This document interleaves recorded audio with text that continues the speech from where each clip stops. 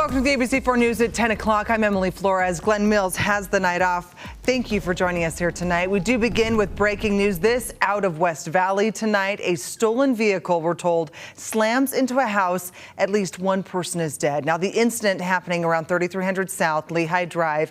Tonight, a full investigation is underway. ABC4's Elena Castro joining us live from the site of the crash with the very latest. Elena. The community here is stunned tonight, but how did this happen? What we know is that police were notified of a stolen car, and they were monitoring that car from an unmarked police vehicle. They followed that car here into this neighborhood. In that process, police took measures to try and stop the car, but the car kept going. Eventually, the car did come to a stop here in this neighborhood, and two passengers exit and were put in custody of the police. The driver of the vehicle kept going. He lost control of the vehicle, went through the yard of one home, went through a chain link fence of a second yard, and smashed into that house, taking out a good chunk of the front room of that house. There was a person standing in front of that house, a 24-year-old man, and he was hit and he was killed. The story is still developing, but we do know that both passengers and the driver were minors. Charges have yet to be released. Reporting live from West Valley, Elena Castro, ABC4 News. All right, Elena, we thank you for your report tonight, and we'll continue to monitor that here at ABC4 and have the very latest at abc4.com. And tonight we are learning more about a disturbing case involving a father police say murdered his son and then took his own life. ABC4's Courtney Johns obtained past police reports involving this man, Parth Gandhi. She joins us now with what she's uncovered in tonight's Justice Files. This is a copy of all the police reports we have received from Salt Lake City Police involving Parth Gandhi. Many of these involve custody disputes where either Gandhi or his ex-wife called police and the officers told them they needed to take it up with a judge. But there are also several reports made by his ex saying that he scared her. 26 police reports filed by Salt Lake City Police involving Parth Gandhi. In 2009, his ex-wife tells police Gandhi wouldn't let her leave the home, adding she's worried about the safety of her two children and what Parth may do. The officer also noted Gandhi was exhibiting stalking behaviors, but the prosecutor chose not to file charges. She was bringing that up repeatedly for 15 years. 2 years later, she went to the Victim Resource Center, contacting police 6 times in 2011 alone. Over the years, she reported threats and harassment, as well as child abuse. But authorities never pursued charges, stating the child reported the abuse to their mother and aunt, but not to the therapist. She voiced her safety concerns for her kids, and nevertheless, the family court ordered her son to be with the abusive party, and then it ended in a filicide, as we all know, tragically and preventably. In a custody battle lasting over a decade, friends say she was about to get custody of her son when Gandhi murdered him over Mother's Day weekend. She was in court for over a decade trying to keep her kids safe. Before losing her son, the victim's mother had been advocating for a law called Caden's Law. Danielle Polak with the National Family Violence Law Center says this law gives federal dollars to states that improve custody laws. Training their family court judges and court personnel, and to restrict the use of experts who are testifying but really don't have expertise on types of child maltreatment, for example. It also restricts courts from ordering reunification treatments and requires courts to take a look at past evidence of abuse. In every state, I can tell you names of children who were court ordered to an abusive parent and then killed by that parent. Empowering victims who are currently being told they're out of options. There is no solution. And that is so heartbreaking to tell victims all over the state that are working very hard in order to protect their children. There are also 2 concerning reports from other women involving Gandhi's behavior, including one woman who told police he gave her drugs and sexually assaulted her. Back to you. All right, Courtney, thank you. Switching to the weather tonight, an updated look at the road up Payson Canyon. The road progressively getting worse in the area of Nebo Loop. Check this out. The road has been eroding over the past few days and is now completely washed out. This is near the Grotto Falls trailhead. Now, keep in mind, this road is the access point to many popular camping and recreation areas. So that means some plans will be impacted this Memorial Day weekend.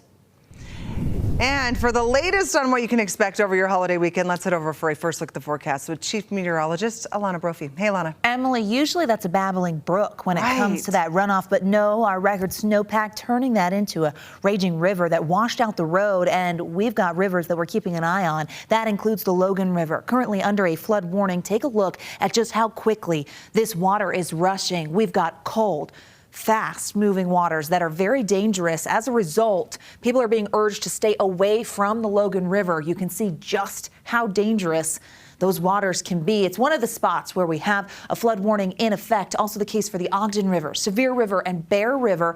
Flood watch new today added was a portion of the Duchesne River by Mighton. Lower Weber and Little Bear River also under a flood watch, meaning there's potential for flooding, and that's why it's monitored. Flood advisory means minor flooding's happening. That includes near Corinne and on the eastern side of the state for the Colorado River and the Green River near Jensen, and another portion of the Duchesne River, and that's near Randlet. So a lot going on when it comes to our waterways as we head towards this Memorial Day weekend. We have to be extremely careful around any rivers. Okay, this was America First Field, where this afternoon strong storms coming through with heavy rain and some lightning caused some delays at the high school championship. Not a surprise, we still have some showers out there right now. As we zoom in, just clearing the state line in the north, backside of the Wasatch towards Heber, seeing some storm activity dwindling in eastern Utah, but towards Sunnyside, some showers, and that's also the case over in the West Desert, losing that daytime heating, so taking away that thunder and lightning, and we're just dealing with some spotty showers out there. Thunderstorm outlook heading into tomorrow. Well, it sticks around for the Wasatch Front,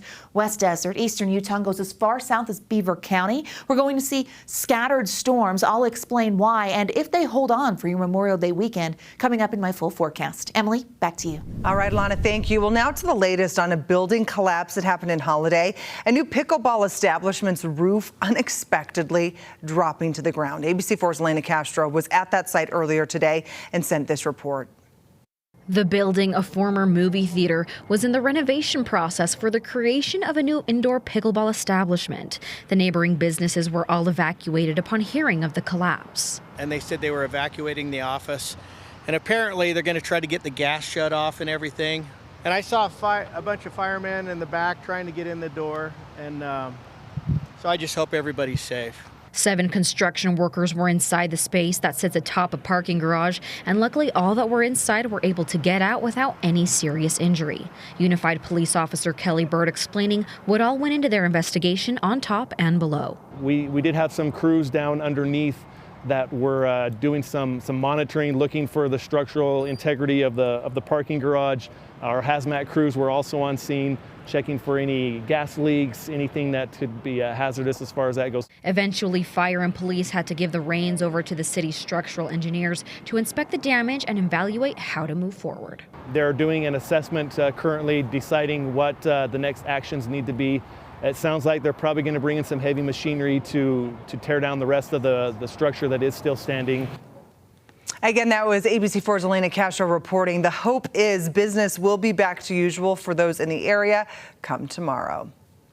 And the proposed gondola up the Little Cottonwood Canyon moved a step closer towards reality today. The Wasatch Front Regional Council voting to approve a transportation plan that included the proposal.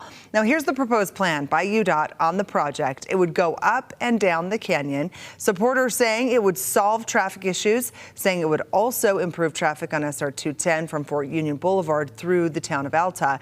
But opponents are concerned about the environmental impacts. They also say the proposal is financially irresponsible, potentially costing taxpayers $500 million.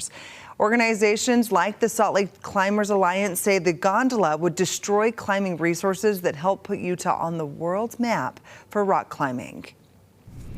And a blow to environmental protections, but a victory for an Idaho couple. Today, the U.S. Supreme Court limited the federal government's authority to police water pollution into certain wetlands. The justices boosted property rights in ruling in favor of an Idaho couple who sought to build a house near Priest Lake in the state. The court said wetlands can only be regulated if they have a continuous surface connection to larger regulated bodies of water. Well, President Joe Biden said the court's decision defies science and undermines law that makes American waters cleaner. Okay, coming up, preparing for summer fire season in Utah. What fire management officials are saying you can do to help prevent fires. Let's take a look at this. It's a rain shaft coming off a thunderstorm in Draper. Thomas catching this one this afternoon. This is what delayed that high school championship, but we saw widespread scattered storms this evening. Do they hold on for the close of the work week? Answers coming up in Utah's most accurate forecast.